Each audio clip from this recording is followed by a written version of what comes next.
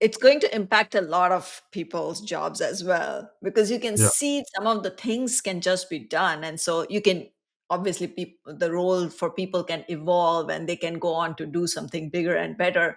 But at the same time, there is so much more that can just be done. And you may not need to hire somebody for XYZ purpose if it can be done by AI. So it's really not only changing the technology, but also changing us from a society perspective, I feel. Yeah, I agree. Yeah. That's why it's a revolution. So it's going to change lots of things we do. Yeah. Yeah. I wanted to touch upon, as a CTO, we talked about there is so much that you have to do. And at the same time, I'm sure there's a lot of pressure and stress. Yeah. How do you manage that? Um, I mean, one is your own ways of managing stress, whether you're a CTO or not, right? So there are some things that you can do. I don't know, definitely a good family environment, right? So having some fun, have a little bit lightheaded approach. Just don't take things too seriously in regular life. There are a lot of political things or whatever. Lots of bad things are also happening in the world, so you have to take everything with a grain of salt and just a balance from that aspect, definitely. And from the CTO side, I think one is just realize that lots of people rely on you. They trust you.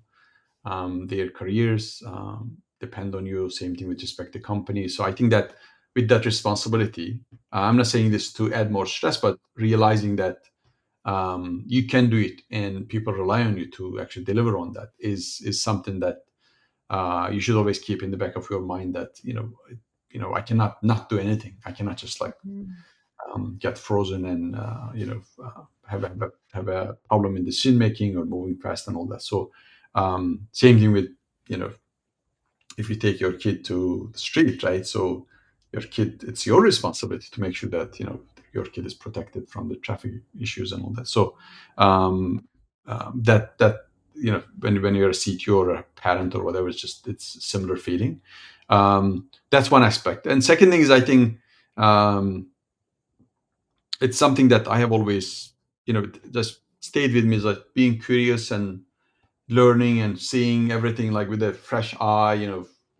Sometimes first principles approach to trying to solve problems, right? Just it just extracts fun from whatever you are doing. If you just have an approach to things as like same old, yet another, like, oh, I gotta do yet another boring thing, then it also adds up, even though these are small things. So what I try to do is if even if you look at, let's say, hiring process, right? There are lots of interesting things you can do. There's actually research, on that, right? It's how do you select the best people? How do you, um, get the good assessment? What does interviewing mean? Why you are asking certain questions, right?